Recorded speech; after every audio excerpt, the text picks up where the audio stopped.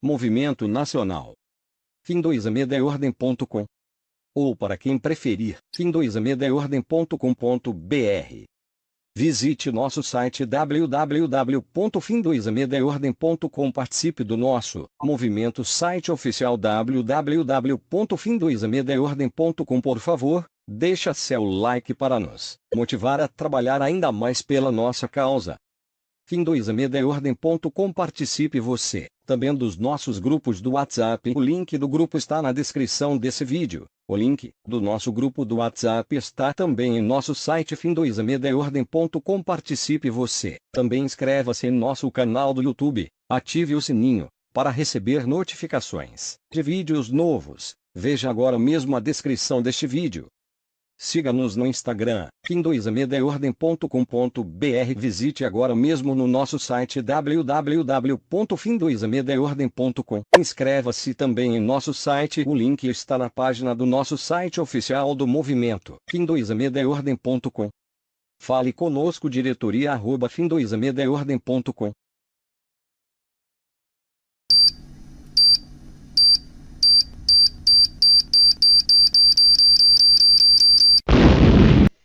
Olá, meus queridos amigos. Hoje o assunto é sério, é muito sério, é seríssimo. E o meu recado hoje vai diretamente para os meus amigos, colegas de profissão e para todos os advogados do país. Eu tenho um alerta a fazer e acho que vale a pena vocês assistirem todo esse vídeo. Hoje nós estamos vivendo tempos difíceis, em que estamos tentando combater aí a implantação do comunismo no Brasil. E sabemos também que já tivemos alguns progressos, né? A fonte de financiamento da esquerda vem se esgotando, mas ao contrário do que muitos pensam, eles são bastante articulados e estão buscando outros caminhos, outras saídas para atingir o seu plano de poder. E dessa vez, meus queridos, o alvo é a OAB. Vem comigo, vamos conversar um pouquinho mais sobre isso. Pois bem, meus amigos, para dar sequência ao plano de tomada de poder da esquerda, seria necessário esvaziar a Operação Lava Jato, a operação de maior combate à corrupção que o Brasil já viu. Para isso, seria necessário também atacar quem estava no comando dessa operação, que na época era o juiz Sérgio Moro, atual ministro, e o procurador Deltan Dallagnol. Dessa forma começaram os ataques. Isso a mídia noticiou amplamente, é sabido e notório, né? A imprensa divulgou bastante. Assim como o Café com Jornal divulgou uma reportagem onde narrava que o atual presidente da OAB recomendava o afastamento do atual ministro Sérgio Moro e do procurador Deltan. Sabemos também que houve a vaza-jato, né, do site The Intercept, do jornalista Glenn Greenwald, que se denomina jornalista, né, e advogado, apesar de não ter licença para advogar no Brasil, onde foram divulgadas várias conversas, né, hackeadas de forma ilícita e sem confirmação da veracidade e da fonte dessas conversas, apenas a palavra do jornalista, que hoje nós vemos também divulgado pela imprensa, que através da delação de um dos hackers, a possibilidade de que essas mensagens tenham sido forjadas e que não sejam verídicas, né? Mas isso cabe à polícia investigar, né? Por enquanto são suspeitas. De toda forma, isso comprova que jamais o presidente da OAB poderia ter afirmado, se pautando pelo sigilo da fonte jornalística, que assim deveria afastar o ministro Sérgio Moro de suas funções, bem como o procurador. Mas, se não descredibilizassem a Operação Lava Jato, o plano não teria sequência, ficaria mais difícil. Afinal de contas, eles precisavam de subterfúgios para que o judiciário colocasse altos figurões da esquerda envolvidos em corrupção nas ruas. Afinal, a 13ª Vara de Curitiba e a Operação Lava Jato os condenou e muitos se encontravam presos, né? Hoje, dezembro de 2019, nós sabemos que vários aí já foram colocados em liberdade por decisões e mudanças jurisprudenciais da nossa Suprema Corte. Vamos assistir agora um trecho da reportagem do Café com Jornal e, na sequência, um trecho da reportagem exibida pelo Páginas Amarelas. Nós deixaremos aqui, nos comentários, aqui na descrição do vídeo, os links, caso queiram assistir as reportagens completas. Ok? Vamos lá, daqui a pouco a gente volta a se falar. Sérgio Moro se baseou numa entrevista do presidente da Ordem dos Advogados do Brasil à Folha de São Paulo, em que afirmou que Moro banca o chefe de quadrilha nas investigações sobre o hacker suspeito de invadir celulares de autoridades e que o ministro usa o cargo e aniquila a independência da Polícia Federal ao dizer que sabe de conversas de autoridades. Segundo Moro, Felipe Santa Cruz teria cometido contra ele os crimes de calúnia, injúria e difamação.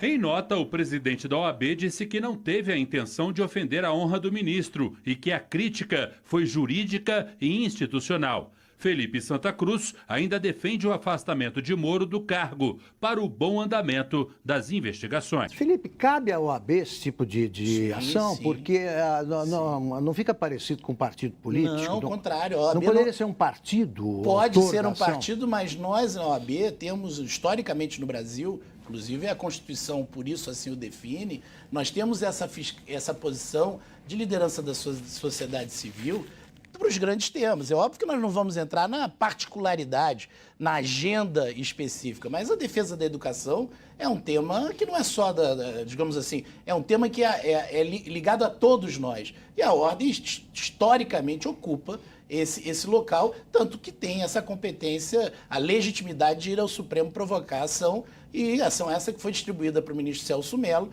que caberá a ele a análise do mérito. Foi o Celso Mello acabou de ser distribuída, portanto, estou lhe dizendo em primeira mão. Ótimo. Felipe, nesse mesmo campo de discussão está a recomendação para o afastamento dos cargos que ocupam hoje do ministro da Justiça, Sérgio Moro, e do procurador federal, Deltan Dallagnol. Vocês mantêm essa recomendação? Sim, ou alguma coisa mudou diante dos novos vazamentos? Não mudou nada.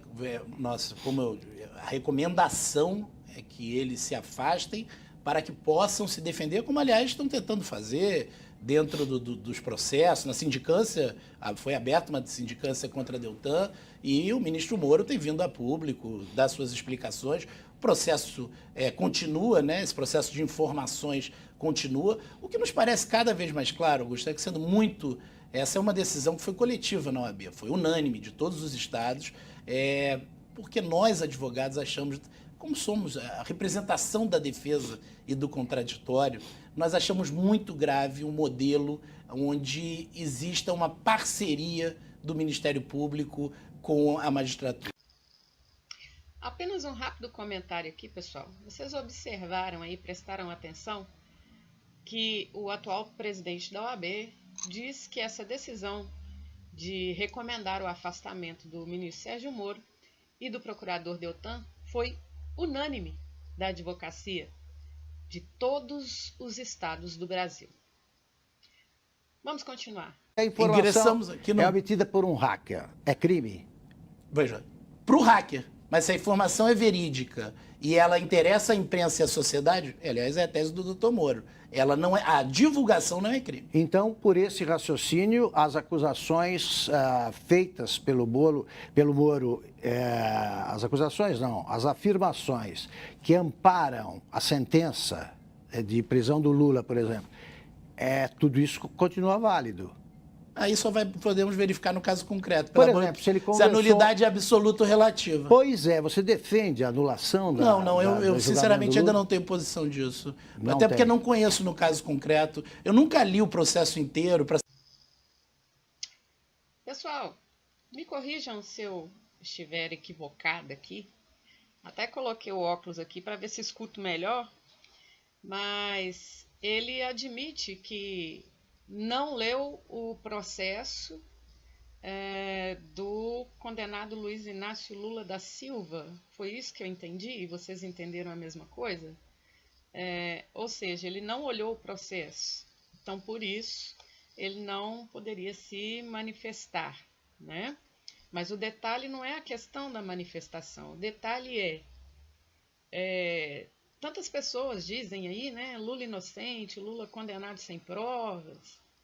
E aí eu pergunto, né? Aliás, até bastante coerente a posição do Felipe Santa Cruz, de não comentar, já que ele não viu e não leu o processo. Aí eu pergunto a vocês, esquerdistas aí, que ficam bradando que Lula é inocente, A mais B mais C igual a D. Vocês já leram o processo? Vocês já certificaram se tem provas ou não? Continuando.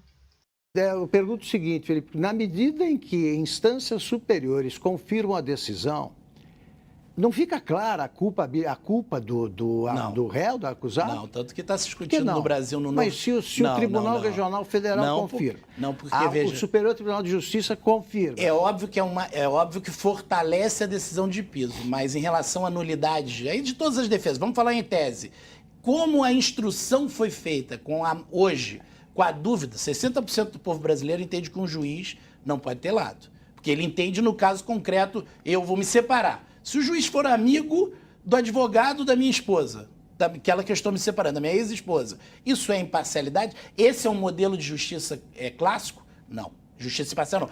Como o processo de instrução foi, digamos assim, pode ter sido eivado de nulidade, pode ter sofrido com essa parcialidade, todo esse processo, porque o juiz, por exemplo, do Tribunal Superior, no que verifica, os depoimentos estão ali. As provas estão produzidas ali por aquele juiz de primeira instância. Ele não produz novas provas. Aberto o precedente, todos os réus da Lava Jato podem reivindicar... Questionar. E aí a maior operação anticorrupção da história pode ser pulverizada por esse... Pode, porque é o que disse o ministro Marco Aurélio. Esse detalhe legal, né? Não é bem um detalhe, né, Augusto? Assim, é o prédio que sustenta todo o sistema de justiça, que é a imparcialidade. Mas vamos lá, Aí vamos lá. O ministro Marco Aurélio diz assim, porque no direito, isso é muito importante, os fins não justificam os meios. Eu acho que não justifica porque no direito, a democracia... em qualquer campo. Mas o direito mais... Não justifica, porque como no direito é a experiência limite, é o meu direito à liberdade... se eu tenho quebrado esse direito a um juiz imparcial, todo esse processo passa a ser questionado. Agora, grandes juristas como o Dr. Sérgio Bermudes entendem que essa nulidade será sempre, já se manifestou, será sempre relativa. Vai ter que se pegar o grampo, vazamento por vazamento, verificar no caso concreto se gerou algum tipo de mudança naquela instrução e aí a nulidade se dará àquela parte. Agora, vamos lá. Digamos que estamos conversando com o juiz... Felipe Santa Cruz. Eu nunca seria juiz, porque eu não tenho esse talento da imparcialidade. Aliás, é o que me falta. E aí eu questiono, como que uma pessoa assumidamente parcial, que diz com todas as palavras que não tem talento para imparcialidade, pode estar no comando de uma das instituições mais fortes do país, a Ordem dos Advogados do Brasil, falando em nome de todos os advogados, como disse também em outra reportagem, de todos os estados do Brasil. Chegando ao foco desse vídeo, a pior parte. O Jornal do Comércio publicou uma reportagem dizendo que José Dirceu, em uma reunião com advogados em um restaurante, disse o seguinte: um dos objetivos de médio prazo do PT é, em novembro de 2021, conquistar o maior número possível de presidências estaduais da OAB. Depois, no mesmo filão, planos ambiciosos de amplitude nacional para 2024. Isso é o que está escrito na reportagem, vamos deixar o link aqui também. Caso essa reportagem seja verídica e esteja aí relatando realmente o que José Dirceu pretende, nossa instituição está em risco, pessoal. Ou seremos advogados de esquerda, ou não seremos advogados. Como o nosso atual presidente diz, ele não é imparcial. E como se pretende um dos grandes cabeças do movimento esquerdista comunista no Brasil, José Dirceu, pretendem aí terminar de dominar a nossa instituição, colocando presidentes em todos os estados que tenham viés comunista, viés esquerdista. Afinal, sabem do grande potencial que a OAB tem e de quão grande é a sua força perante o Estado brasileiro. O meu alerta final é esse, pessoal. O Estado democrático de direito, a nossa democracia, os valores familiares, os costumes da nossa sociedade, de uma sociedade sofrida, que luta para que se acabe esse sectarismo, se acabe essa divisão no país. Nós queremos união, paz, prosperidade e progresso. Está em risco. Porque a partir do momento que a nossa instituição for dominada pelo comunismo, não reclamem e não digam que não houve aviso. Se hoje precisamos combater o comunismo no Brasil, é porque lá atrás não fizemos nada. E depois que tudo se instala, é muito mais difícil. Então, o meu recado e o meu apelo: não vamos deixar que o comunismo tome totalmente a nossa instituição. Ou os advogados se levantam agora, ou lá na frente. Será tarde demais ou difícil demais. Um grande abraço.